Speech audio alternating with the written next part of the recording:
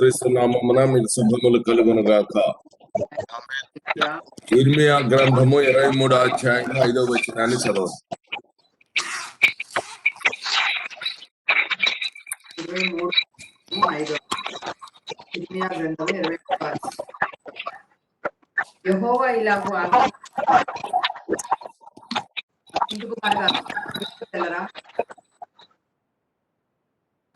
Disturbance వస్తుంది బాగా. యెహోవా ఇలాగు ఆజ్ఞ ఇచ్చుచున్నాడు, రాబో దినములలో నేను దావీదుకు నీతి చిగురును పుట్టించెదను, అతడు రాజై పరిపాలన చేయును. రాబో దినములలో నేను దావీదుకు నీతి చిగురును పుట్టించెదను, అతడు రాజై పరిపాలన చేయును. రాజై పరిపాలన చేయును. అతడు వివేకముగా నడుచుకొనుచు, ఒకటి, అతడు వివేకముగా నడుచుకుంటాడు, కార్యములు జరిగిస్తూ ఉంటాడు వివేకంతో. నీతి న్యాయములను భూమి మీద నీతి న్యాయములను జరిగించును. అతని దినములలో యూదా రక్షణ నొందును. అతని దినములలో యూదా రక్షణ నొందును. ఇశ్రాయేలు నిర్భయముగా నివసించును. ఇశ్రాయేలు నిర్భయముగా నివసించును. మనకు నీతియగు యెహోవా అని అతనికి పేరు పెట్టుదురు. మనకు నీతియగు యెహోవా అని అతనికి పేరు పెట్టెదరు. దేవునికి మహిమ కలుగును, దేవునికి మహిమ కలుగును గాక. ఆమేన్. కాబట్టి 8వ వచనములో చూడమ్మా, ఉత్తర దేశములో నుండి నేను వారిని చెదరగొట్టిన దేశములన్నిటిలో నుండి వారిని రప్పించిన యెహోవానగు నా తోడని ప్రమాణము చేతురని యెహోవా సెలవిచ్చి ఉన్నాడు. మరియు వారు తమ దేశములో నివసింతురు. వారు తమ దేశములో నివసింతురు. కాబట్టి దేశములలోనికి చెదరగొట్టబడినటువంటి వారు 23వ అధ్యాయం 2వ వచనం కూడా చూడమ్మా. దేవుడైన యెహోవా తన ప్రజలను మేపు కాపురులను గురించి సెలవిస్తున్నాడు. మీరు నా గొర్రెలను గురించి విచారణ చేయక మేపుచున్న గొర్రెలను చెదరగొట్టి పారద్రోలు తిరిగి, ఇదిగో నేను మేపుచున్న గొర్రెలను చెదరగొట్టి పారదోలి తిరిగి. కాబట్టి ఇశ్రాయేలు జనాంగము అంతా కూడా దేశములలోనికి వెళ్ళిపోయినట్టుగా లేఖన భాగములలో మనం చూస్తూ ఉన్నాం. అలాంటి వారిని దేవుడు మరలా ఒక ప్రదేశానికి, వారు తమ దేశములో నివసింతురు అని చెప్పాడు. దేశాల్లోకి వెళ్ళిపోయినటువంటి వారు మరలా వారు తిరిగి ఒక దేశములు, వారి యొక్క దేశములోనికి వచ్చి నివసిస్తారు అని చెప్పి, ఇలా ఇరువురు అంటే ఇశ్రాయేలీలు, యోధావారు. ఆ కాలంలో యోధావారు రక్షణ పొందుతారని, ఇశ్రాయేలు నిర్భయముగా నివసిస్తారు. అప్పుడు మనకు నీతియగు యెహోవా, ఆయన దావీదుకు నీతి చిగురుని పుట్టిస్తున్నాడు. ఆ నీతి చిగురు యొక్క పేరే యెహోవా, నీతియగు యెహోవా అని అతనికి పేరు పెట్టుతున్నట్టుగా మనకి లేఖన భాగంలో చూస్తున్నాం. హోషేయ గ్రంథం 1వ అధ్యాయము 11వ వచనాన్ని గనక చదివితే,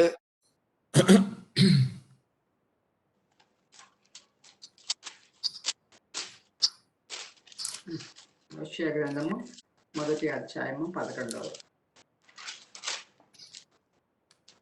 యూదా వారును ఇశ్రాయేలు వారును ఏకముగా కూడుకొని.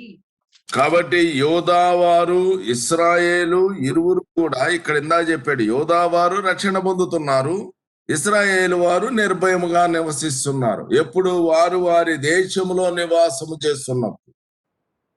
కాబట్టి వారి దేశంలో నివాసము చేస్తున్నప్పుడు వాళ్ళు ఏం చేస్తున్నారు అంటే, ఇటు ఇశ్రాయేలు వారు గాని యోధా వారు ఏకముగా కూడుకొని తమ పైన ఒకనినే ప్రధానినిగా నియమించుకొని తమ పైన ఒకనినే ప్రధానునిగా నియమించుకొని తామున్న దేశములో నుండి బయలుదేరుదురు.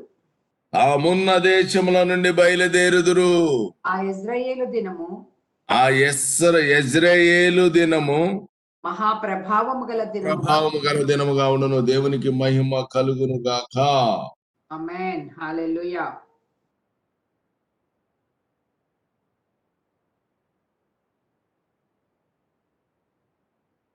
కాబట్టి వారు ఇరువురు కూడా వారి దేశము నుంచి వెళ్ళిపోయారు. వారి దేశమును వారి యొక్క దేశము నుంచి అనేకమైన దేశాల్లోకి వెళ్ళిపోయారు. ఆ వెళ్ళిపోయినటువంటి వారందరినీ కూడా ఆయన మారు తన చెయ్యి ఎత్తాడు. యెషయా గ్రంథములో గనక చదివినట్టయితే 11వ అధ్యాయము 12వ వచనము చదవండి.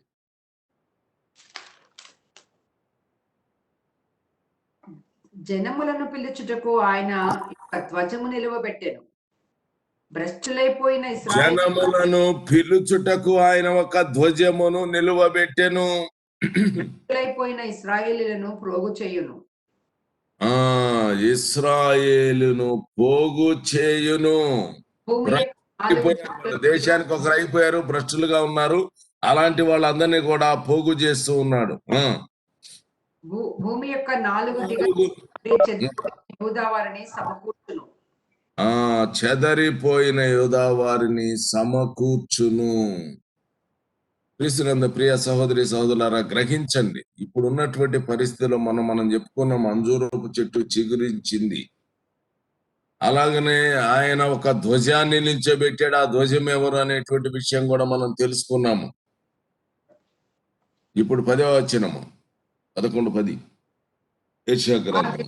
ప్రజలకు ధ్వజముగా నిలుచుండు యెషయా వేరు చిగురు జనులు విచారణ చేయును. ఆయన మిశ్రమ స్థలము ప్రభావము గలదగును. కాబట్టి ఆ దినమున ప్రజలకు ధ్వజముగా నిలుచుచుండు యెషయి వేరు చిగురు నొద్ద జనులు విచారణ చేయుదురు. కాబట్టి ఇక్కడ మనం గమనిస్తున్నటువంటిది ఏంటంటే, ఇశ్రాయేలీలు భ్రష్టులైపోయి దేశాలకి 4 వైపులకి వెళ్ళిపోయారు. అప్పుడు ఆయన ఇశ్రాయేలీలందరి కొరకు ఒక ధ్వజాన్ని పైకెత్తాడు. ఆ ధ్వజము ఎప్పుడైతే ఎత్తబడిందో ఈ జనులంతా కూడా పోగు చేయబడుతున్నారు. ఎక్కడికి పోగు చేయబడుతున్నారు అంటే, వారి దేశములో నివాసము చేయడానికి దేవుడు వారిని తీసుకొచ్చాడు. వారు దేశములో నివాసము చేసినప్పుడు వారికి నీతి చిగురుని ఆ దినాల్లో పుట్టిస్తూ ఉన్నాడు. ఆ నీతి చిగురు అని చెప్పినప్పుడు ఆయనే మనకు నీతియగు యెహోవా అని పేరు పెట్టబడుతుంది. ఆయనే ఇప్పుడు ఆ యెషయి ప్రజలకు ధ్వజముగా నిల్చుచుండు. ఆ ధ్వజం ఎప్పుడైతే నిల్చోబెట్టాడో ఆ ధ్వజమే యెషయి వేరు చిగురు అని చెప్పబడింది. ఇప్పుడు జనులందరూ కూడా ఆ దేశములో చేరినటువంటి వాళ్ళై ఈ యెషయి చిగురు వద్దకు వచ్చేసేసి విచారణ చేసేటువంటి వాళ్ళుగా ఉంటారు. కాబట్టి యెషయి వేరు చిగురు దగ్గరకు వచ్చి వచ్చేటువంటి వాళ్ళు ఇప్పుడు 11వ అధ్యాయము 11వ వచనాన్ని ఒకసారి చదువుదాం.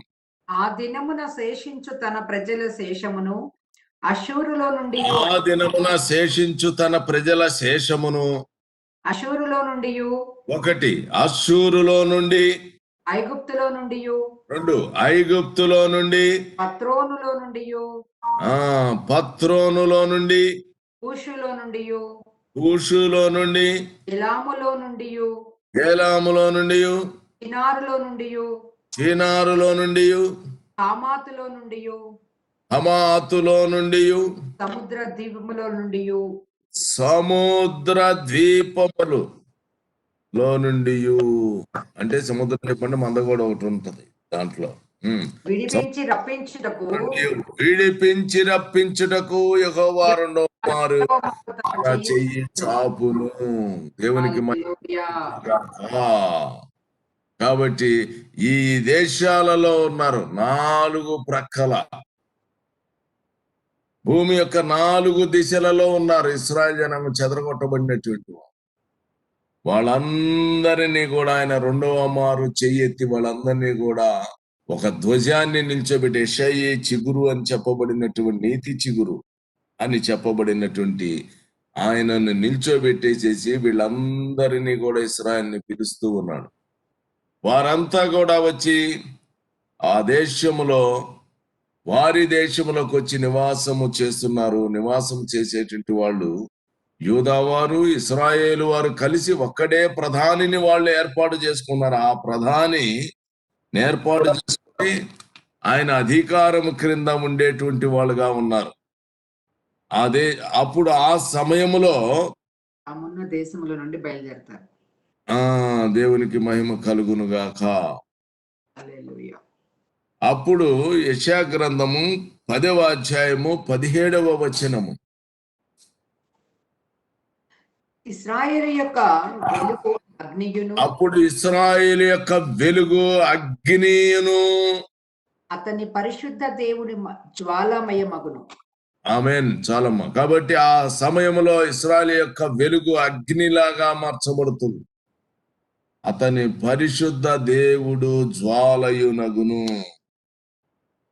కాబట్టి ఆ సమయంలో ఇశ్రాయేలీలు ఎలాగ తయారవుతారంటే దేవుని యొక్క మహిమ అక్కడ ప్రకాశిస్తూ ఉంటది.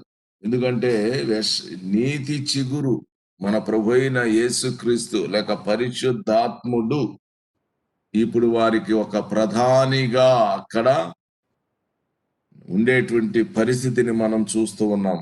ఆయన దగ్గరికి జనులు వచ్చేసేసి విచారణ చేస్తారు అని లేఖన భాగాల్లో మనం చూస్తున్నాం. హోషేయ గ్రంథం 3వ అధ్యాయం 5వ వచనం చదవం. తరువాత ఇశ్రాయేలీయులు తిరిగి వచ్చి తమ దేవుడైన యెహోవా యొక్క తమ రాజైన దావీదు నొద్దను విచారణ చేయుదురు. కాబట్టి తమ దేవుడైన యెహోవా యొద్దను తమకు రాజైన దావీదు నొద్దను విచారణ చే. దావీదు అని చెప్పినప్పుడు ఆ దావీదు కాదు, ఇప్పుడు దావీదు యొక్క చిగురు లేక యెషయా చిగురు, నీతి చిగురు అని చెప్పబడిన మన ప్రభు అయిన యేసుక్రీస్తు నొద్ద వారు విచారణ చేయుదురు. ఎందుకు యేసుక్రీస్తు అని చెప్తున్నానంటే తండ్రి పేరు కూడా ఇక్కడ యేసుక్రీస్తునే, కుమారుడి పేరు యేసుక్రీస్తే, పరిశుద్ధాత్మ పేరు కూడా యేసుక్రీస్తుయే అనేటువంటి విషయాలు ఇంతకు ముందు పాఠ్యాంశాల్లో మనం తెలుసుకున్నాము. కాబట్టి ఇప్పుడు పరిశుద్ధాత్మ అని చెప్పినప్పుడు కూడా యేసుక్రీస్తు ఏ అనేటువంటి విషయాన్ని గ్రహిస్తున్నాము. కాబట్టి విచారణ చేయుదురు.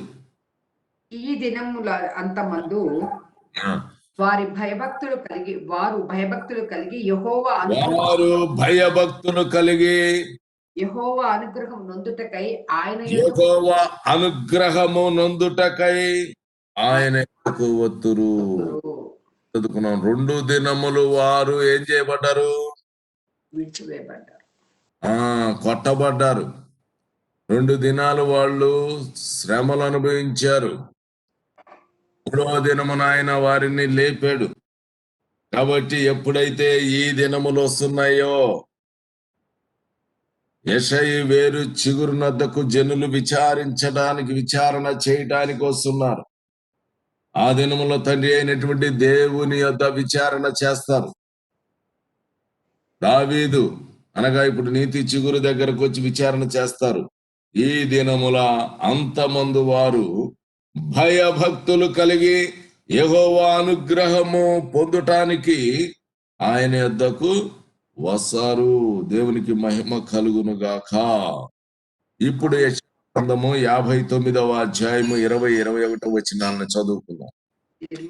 ఏ గ్రంథము? యెషయా గ్రంథము 59 20-21. సియోను నొద్దకు యాకోబులో తిరుగుబాటు చేయుట మాని మళ్ళుకొనిన వారి వద్దకును విమోచకుడు వచ్చును.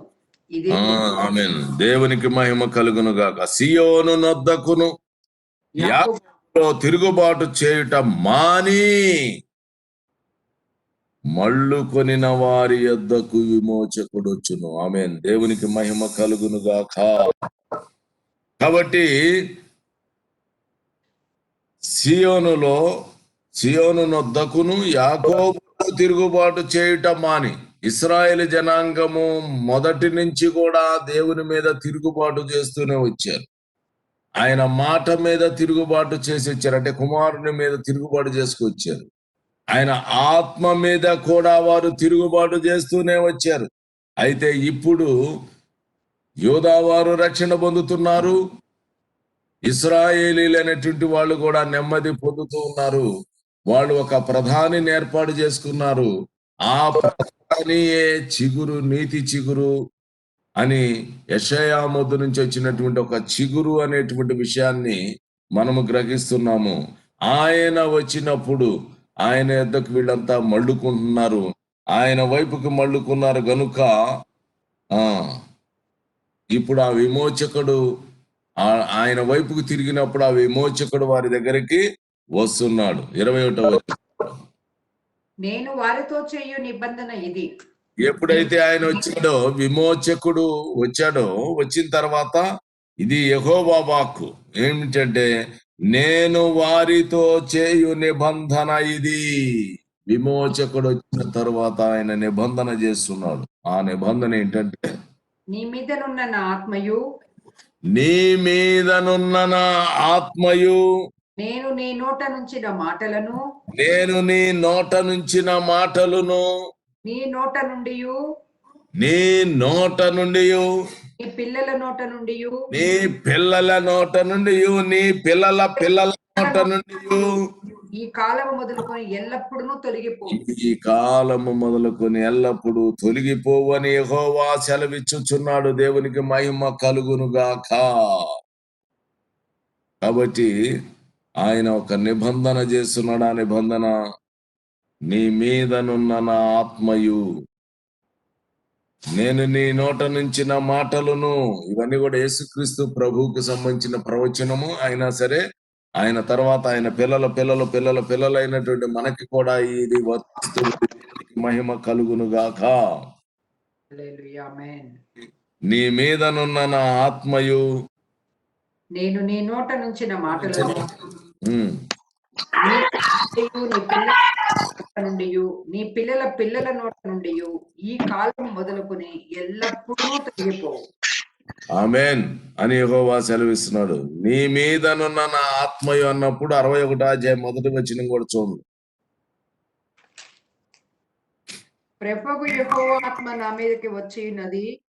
అది కాబట్టి ప్రభువు యెహోవా ఆత్మ నా మీదికి వచ్చి ఉన్నది. కాబట్టి ఆయన మీద ఆయన యొక్క దేవుని యొక్క ఆత్మ ఉన్నది గనుక, నీ మీదనున్న నా ఆత్మయు అని తండ్రి అయినటువంటి దేవుడు సెలవిస్తున్నాడు. ఇది యెహోవా మాట.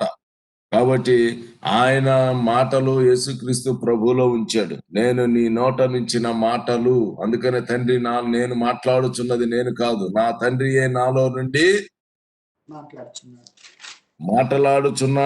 కాబట్టి నీ నోట నుండి నీ పిల్లల నోట నుండి, నీ నోటి నుండి, ఆయన నోట్లో నుంచి తాను పంపిన వాని కొలత లేకుండా ఆత్మను అనుగ్రహించిన గనుక అతను దేవుని మాటలే పలుకును అని చెప్పబడింది. కాబట్టి మన ప్రభువైన యేసుక్రీస్తు దేవుని మాటలే సెలవిచ్చాడు. ఆయన యందు విశ్వాసం ఉంచి ఆయన బిడ్డలుగా ఉన్న మనము, ఆయన ఆత్మ చేత మనం కూడా అభిషేకింపబడినటువంటి మనము కూడా ఆ మాటలు మన నోట కూడా ఉంచాడు. కాబట్టి మనకి కూడా సమృద్ధిగా ఆత్మను అనుగ్రహించినప్పుడు మనము కూడా ఆయన మాటలే పలికేటువంటి వాళ్ళముగా ఉన్నాము. దేవునికి మహిమ కలుగును గాక. ఈ కాలం మొదలుకొని ఎల్లప్పుడూ నువ్వు తొలగిపోవు. ఏంటి, నీ పిల్లల నోట నుండి కూడా ఆయన మాటలు. కాబట్టి ఎప్పుడైతే ఆ చిగురు అనేటువంటి ఆయన, నీతి చిగురు అని చెప్పబడిన ఆయన నీలోనికి వచ్చాడో, అప్పుడు మేము ఆయన చేత పరిపాలింపబడుతున్నాం అనే విషయాన్ని గ్రహించాలి. ఆత్మ సంబంధమైన విషయం. కాబట్టి ఇశ్రాయేలు ఫిజికల్ గా చూసినట్టయితే ఇశ్రాయేలు జనాంగం అనేటువంటి వాళ్ళు ఇశ్రాయేలీలు, యోధావారు ఇశ్రాయేలు ఇద్దరు కూడా విభేదించబడినటువంటి వాళ్ళుగా ఉన్నారు. అయితే యోధా వారికి రక్షణ కలుగుతుంది. ఇశ్రాయేలీయులు నెమ్మదిగా జీవిస్తారు. వారందరూ చెదిరిపోయినటువంటి వాళ్ళుగా ఉన్న వారిని ఆయన రెండవ మారు చెయ్యి ఎత్తి వాళ్ళందరినీ కూడా ఒక చోటకి వాళ్ళ దేశమునకు తీసుకొని రాబోతూ ఉన్నాడు. ఆ దేశమునకు వచ్చినప్పుడు వాళ్ళు ఒక ప్రధాని ఏర్పాటు చేసుకుంటారు. ఆ ప్రధాని అయినటువంటి వాడే యెహోవా యొక్క నీతి యెహోవా అని ఆయనకి పేరు పెట్టబడింది. ఆయన నీతి చిగురైనటువంటి వాడు దావీదు. నీతి చిగురైన వాడు యెషయా ముద్దు నుంచి వచ్చినటువంటి ఒక చిగురుగా ఉన్నాడు. ఆయన వారికి న్యాయాధిపతిగా ఉంటున్నాడు, ప్రధానిగా ఉంటున్నాడు. ఆ ప్రజలంతా కూడా వాళ్ళు ప్రభువు వైపుకి మళ్ళుకుంటున్నటువంటి వారుగా ఆయన యొద్ద విచారణ చేసేటువంటి వాళ్ళు ఉన్నారు. ఎప్పుడైతే ఆయన వైపుకి మళ్ళుకున్నారో వారు యోధా వారు రక్షణ పొందుతున్నారు. వీరు ఇశ్రాయేల్ నెమ్మది కలిగినటువంటి వాళ్ళుగా జీవిస్తూ ఉన్నారు. ఆ సమయంలో ఆయన యొద్ద అందరూ కూడా యెహోవా యందు భయభక్తులు కలిగినటువంటి వాళ్ళుగా ఉండి ఆయన యొక్క అనుగ్రహము కొరకు వాళ్ళు కనిపెట్టేటువంటి వాళ్ళుగా ఉన్నారు. ఆయన దగ్గరకు వస్తున్నారు. అందుకని విమోచకుడైనటువంటి వాడుగా ఆయన వారికి వచ్చాడు. ఆయన యొద్ద విచారణ చేసినప్పుడు నీ నోట ఆయన మాటలు ఉంచుతున్నాడు. ఆయన ఆత్మని నీ మీద ఉంచుతున్నాడు, వారి మీద ఉంచుతున్నాడు. అందుకని నిన్న పాఠ్య భాగంలో తెలుసుకున్నాము. ఆయన ఆత్మ వారి మీదకి వస్తుంది. ఒకటి అందించు ఆత్మ, రెండు ఆత్మని నేను వారి మీద కృమ్మరిస్తున్నాను. కాబట్టి వారి మీదకి ఆ ఆత్మ అనేటువంటిది విజ్ఞాపన చేయ ఆత్మ, కరుణనందించే ఆత్మను ఆయన వారికి పంపిస్తున్నాడు. పంపించినప్పుడు జకర్యా గ్రంథం 13వ అధ్యాయం 1వ వచనాన్ని చదువుదాం.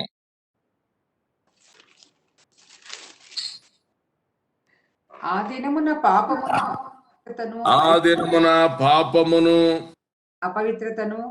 అపవిత్రతను పరిహరించుటకై దావీదు సంతతి వారి కొరకును యెరూషలేము నివాసుల కొరకును ఊట ఒకటి తీయబడును. ఇదే సైన్యములకు అధిపతి యెహోవా. ఆ ఓటే ఈ చిగురు.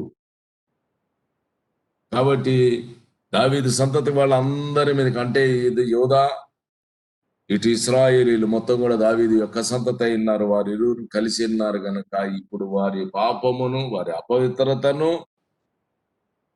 పరిహరించుటకు ఈ ఊట అని చెప్పబడిన నీతి చిగురు అక్కడ ఉన్నప్పుడు ఆయన దగ్గర విచారణ చేసినప్పుడు ఆయన వీరిని అందరినీ క్షమించేటట్టు వాడుకున్నాడు. క్రీస్తునందు ప్రియ సహోదరి సహోదరులారా, వ్యక్తిగతంగా ఆత్మ సంబంధమైన విధానములు ఆ నీతి చిగురు అని చెప్పబడిన ఆయన మనలో నివాసం చేయాలి. మనలో నివాసం చేసినప్పుడు ఆయన ఇంకా మనల్ని ఆలయముగా కట్టువాడు ఆయనే. ఆ సబ్జెక్ట్ వేరుగా ఉంది కనుక నేను ఇంతతోటి క్లోజ్ చేస్తున్నాను. దేవునికి మహిమ కలుగును గాక. అప్పుడు ఆయన యొక్క ఆత్మ మన మీద ఉండాలి. ఆ ఆత్మ అయినటువంటి వారు దేవాలయం అనేటువంటిది కడతారు. దేవాలయం కట్టబడినప్పుడు నీ పాపములు, నీ దోషములు, నీ అతిక్రమలు అన్ని కూడా పరిహరించబడుతున్నాయి. నీవు ప్రతి విషయంలో కూడా ఆయన యొక్క విచారణ చెయ్యాలి. ఆ వేరు చిగురు నీలో ఉన్నప్పుడు నీవు ప్రతి విషయం కూడా ఆత్మ అయినటువంటి వారి దగ్గర పెట్టాలి. ప్రతి విషయంలో కూడా నీవు ఆయన దగ్గర విచారణ చేయాలి.